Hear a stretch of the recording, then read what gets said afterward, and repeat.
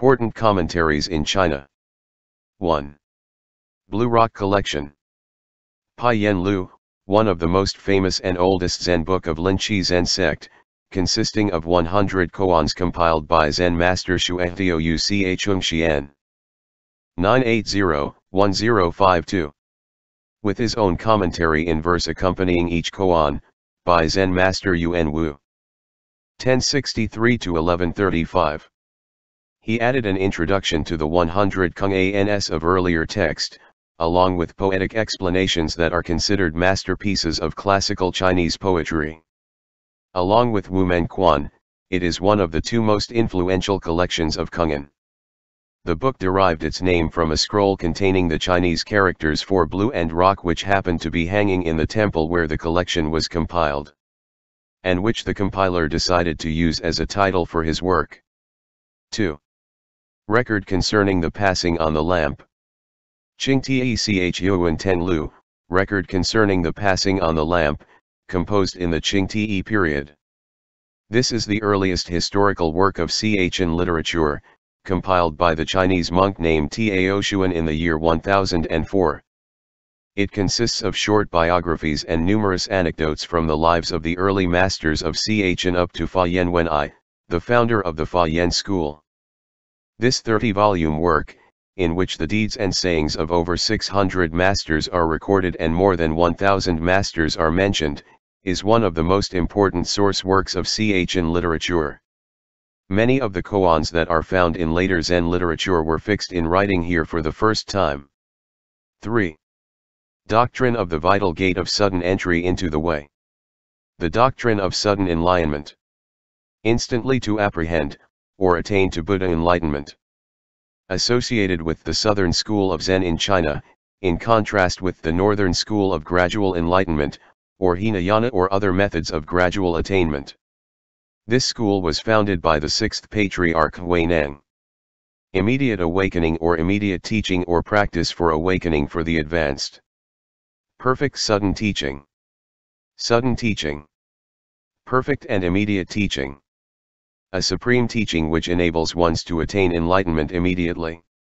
Or the doctrine that enlightenment or Buddhahood may be attained at once, or immediate teaching of the higher truth without preliminary stages. It is usually associated with the Avatamsaka and Zen schools. Sudden teaching expounds the abrupt realization of the ultimate truth without relying upon verbal explanations or progression through various stages of practice. As enlightenment at the primary fact of existence, its attainment marks a turning point in a Zen practitioner's life. The attainment, however, must be thoroughgoing and clear-cut in order to produce a satisfactory result. Enlightenment is really a mental revolution that is so complete. Zen is a matter of character and not of the intellect, which means that Zen grows out of the will as the first principle of life. A brilliant intellect may fail to unravel all the mysteries of Zen, but a strong soul will drink deep of the inexhaustible fountain. We don't know if the intellect is superficial and touches only the fringe of one's personality, but the fact is that the will is the man himself, and Zen appeals to it. When one becomes penetratingly conscious of the working of this agency, there is the opening of enlightenment and the understanding of Zen. However, Zen practitioners should always remember that if you expect to become enlightened or attain a sudden enlightenment after a few days of cultivation, it would be too presumptuous. On the contrary, you should apply sustained effort on a regular basis, like the continual flowing of a stream. The doctrine of the vital gate of sudden entry into the way is a commentary written by Huihai that lays out a detailed and concise explanation of how Southern Zen school viewed itself and its practice of sudden enlightenment in the 8th or the 9th century, when Zen had begun to flourish in all its brilliance and with all its uniqueness. The text was written in the form of questions and answers between a student and an unidentified Zen master. The text establishes meditation as the basic method for understanding the nature of the mind. The following is extracted from the doctrine of the vital gate of sudden entry into the way. Tunwuju Tao Yao Men Lun. In which Huihai distinguishes between wrong thought and right thought and says that in the unconscious there is right thought but no wrong thought. A monk asked, "What is right thought?"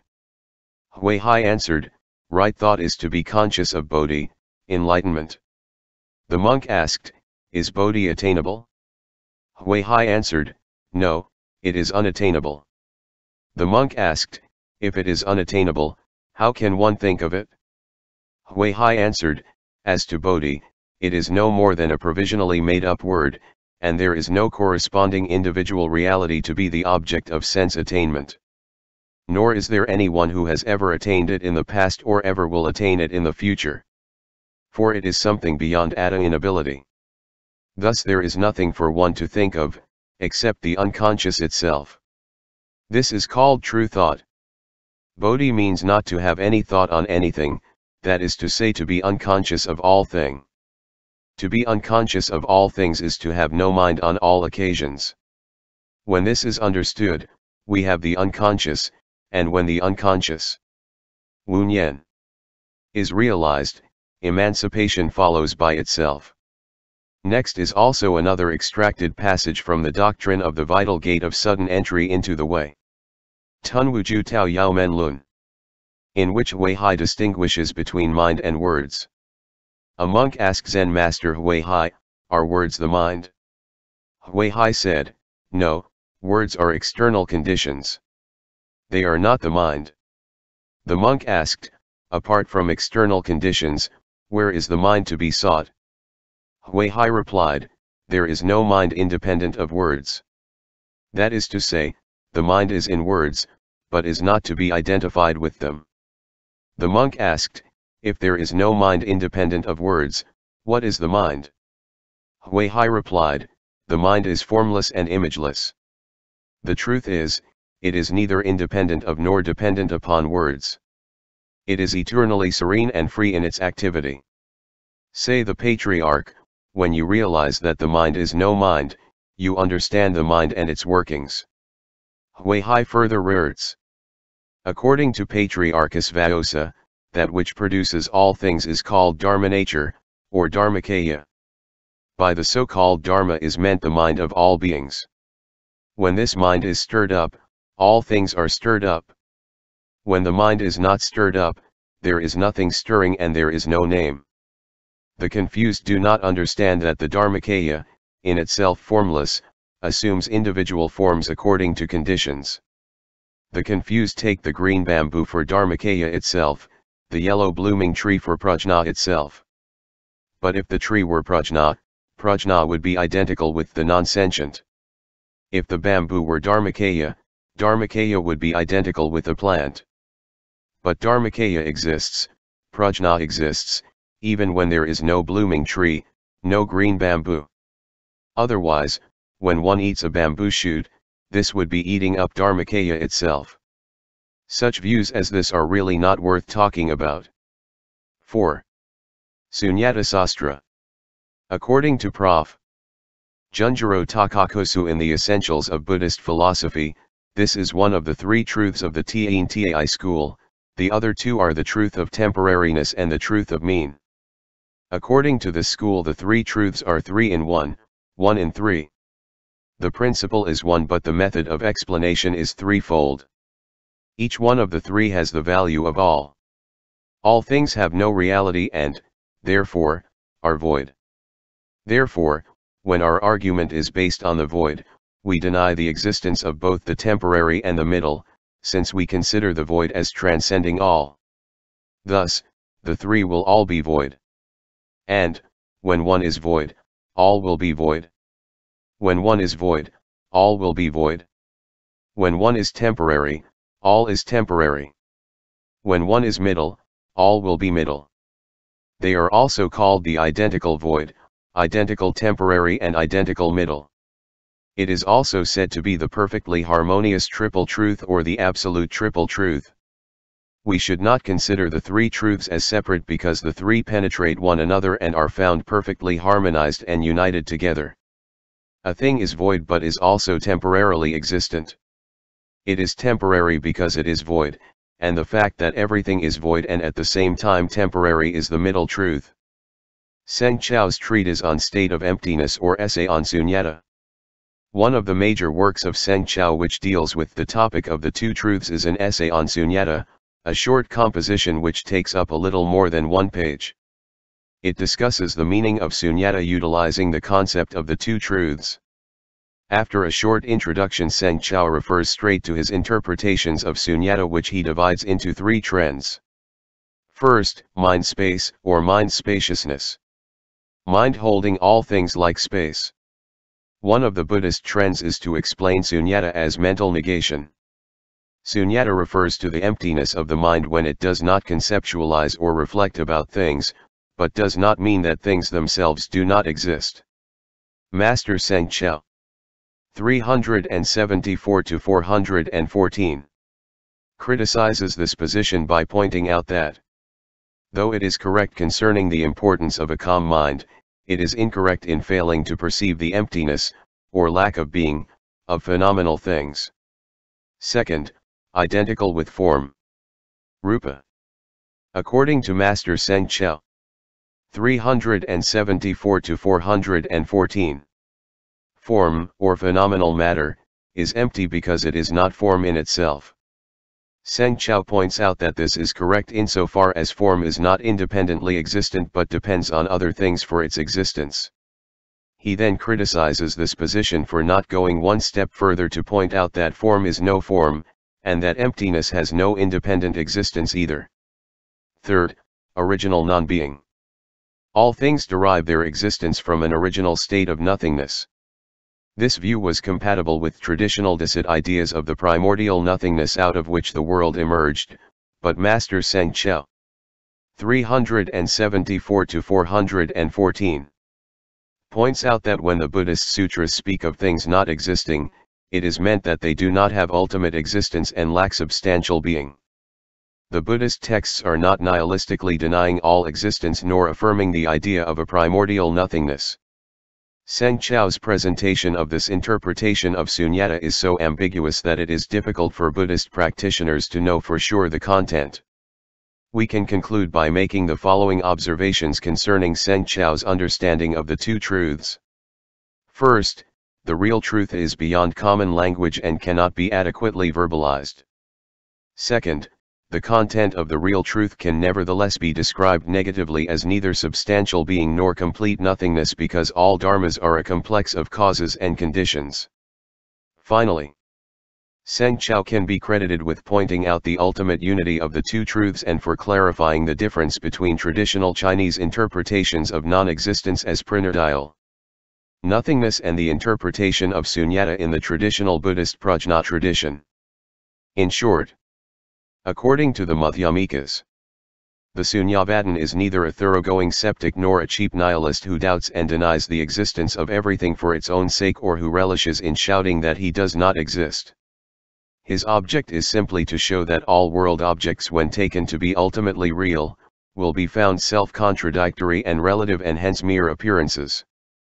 In fact, the Sunyavadan indulges in condemning all phenomena to be like illusion, dream, mirage, skyflower, son of a barren woman, magic, etc., which suggest that they are something absolutely unreal.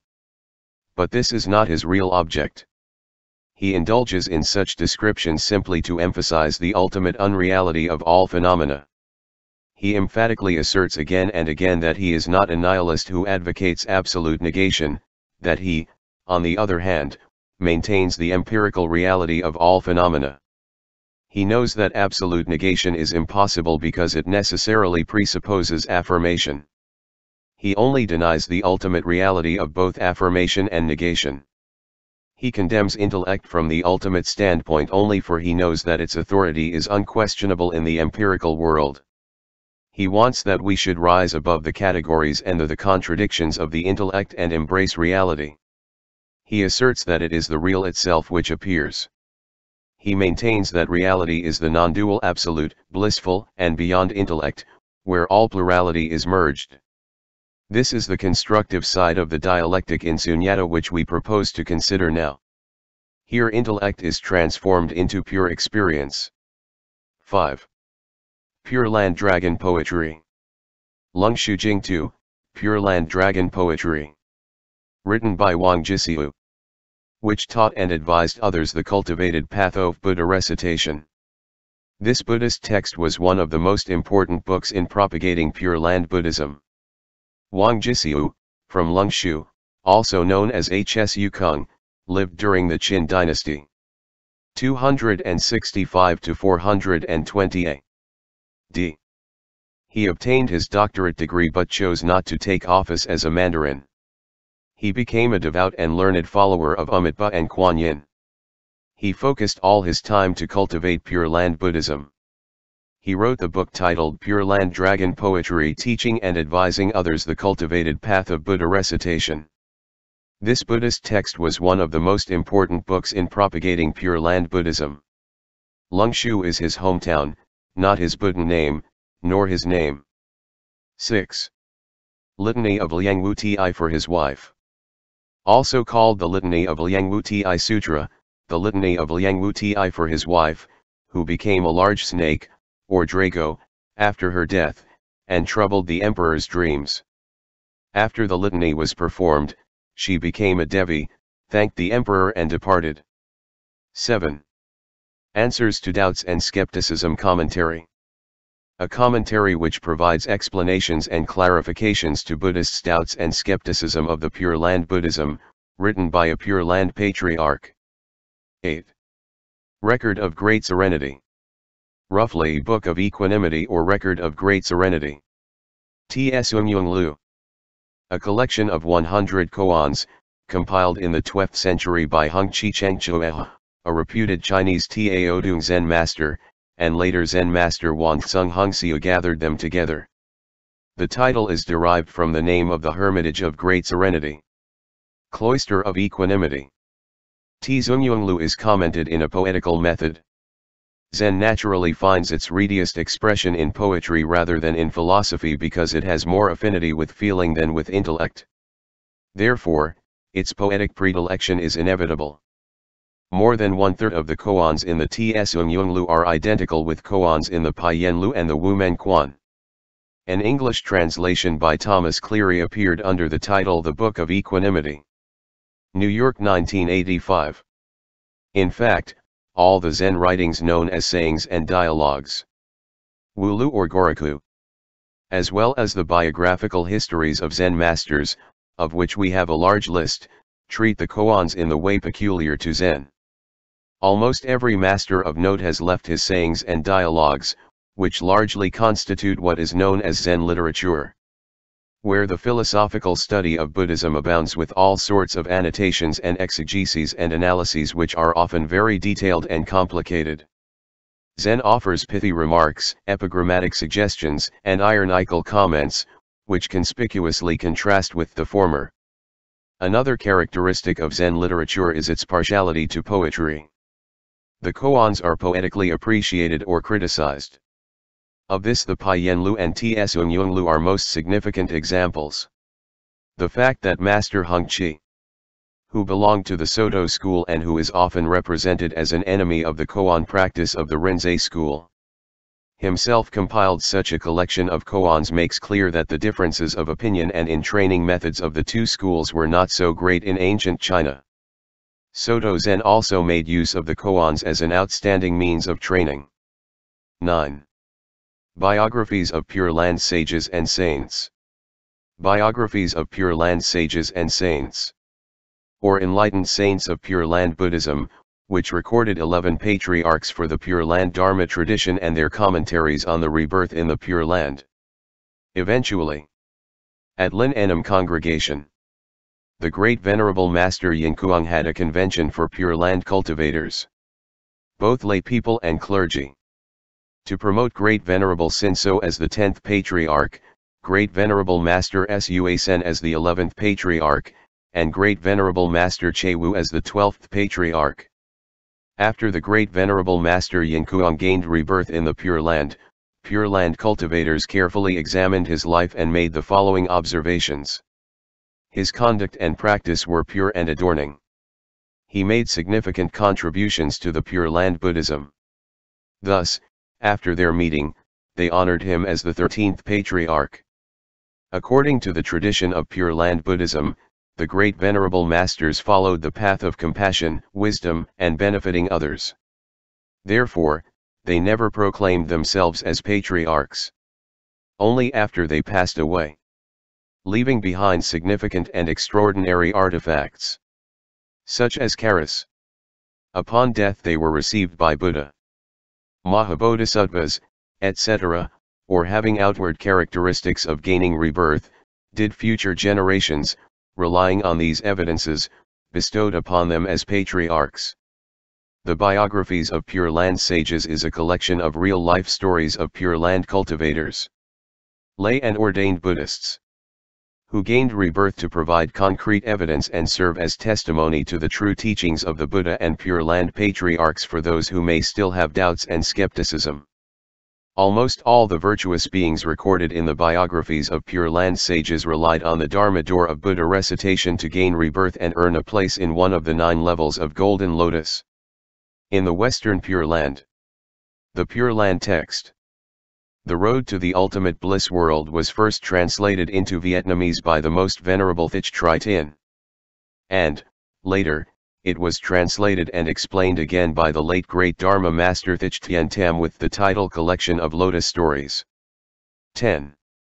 Abhisamayakara Sastra. The first of the 5 periods during which the Avatamsaka Sutra was delivered by Sakyamuni Buddha. The time of the wreath is not yet pure round because it includes the distinct doctrine. The period of the Buddha-Avatamsaka Sutra, which lasted for 3 weeks and the Buddha taught immediately after his enlightenment. With this teaching, the Buddha awoke his disciples to the greatness of Buddhism. However, it was too profound for them to grasp, and most of his disciples did not understand the principal idea of the sutra, that the universe is the expression of the Absolute. Generally speaking, the first period was the time of wreath. The doctrine taught in this period was what the Buddha had conceived in his great enlightenment, i.e., the elucidation of his enlightenment itself. His disciples could not understand him at all, and they stood as if they were deaf and dumb.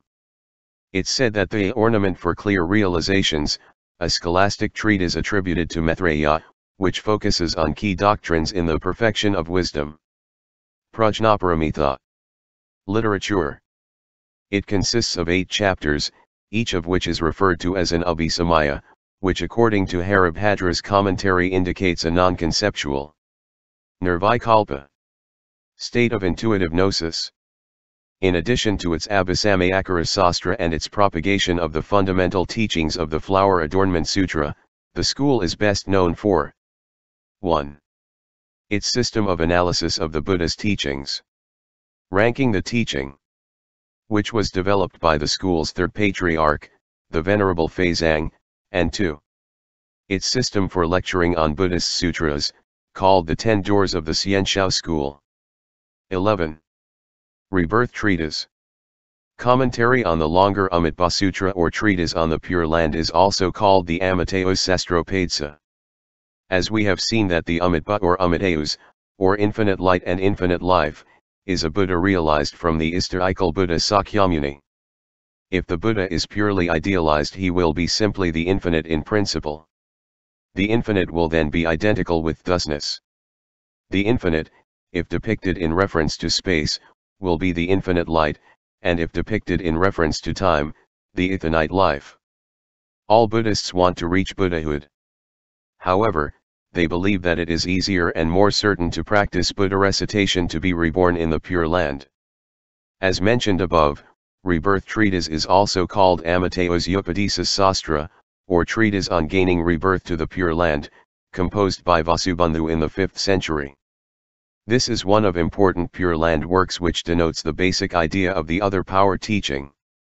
Other power is the power or strength of another, especially that of a Buddha or bodhisattva, obtained through faith in Mahayana salvation.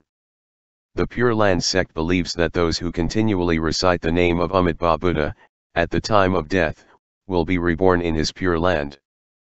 Taraki is associated with Pure Land traditions, which is based on the notion that in the final Dharma age, sentient beings are no longer capable of bringing about their own liberations, and so must rely on the saving grace of Amitabha Buddha. Taraki is commonly opposed to Jyurki or own power, which involves engaging in meditation and other practices aimed at the attainment of liberation. Teraki is said by the Pure Land traditions to be an easy path, since one is saved by the power of Amitabha Buddha, while Jiraki is a difficult path because it relies on personal efforts. Rebirth treatise emphasized on the short way of the Pure Land through faith in or invocation of another, i.e. Amitabha. Rebirth treatise emphasized on trusting to and calling on the Buddha, especially Amitabha. Finally, Rebirth treatise emphasized on those who trust to salvation by faith, contrasted with those who seek salvation by works, or by their own strength. Other power way, the way of attaining enlightenment through the other power is inconceivable. 12. Ordained Buddhists do not have to honor royalty. During the time of Emperor Nda, the emperor traveled from the Zhonglang region to Zhongtsi. The great general of the north named Hwky requested the great master to descend the mountain to welcome the emperor. The great master used the excuse he was ill and weak to decline this request. Then the second year of Nguyen reign period, Magistrate Hon Huyen once again sent the Greta master another document. In it this magistrate gave many reasons why Buddhist monks must bow and prostrate to the emperor. In response, the great master wrote a letter and the book with 5 volumes titled Ordained Buddhists Do Not Have to Honor Royalty. After the imperial court reviewed his writing, they highly respected him and had no choice but to honor his views.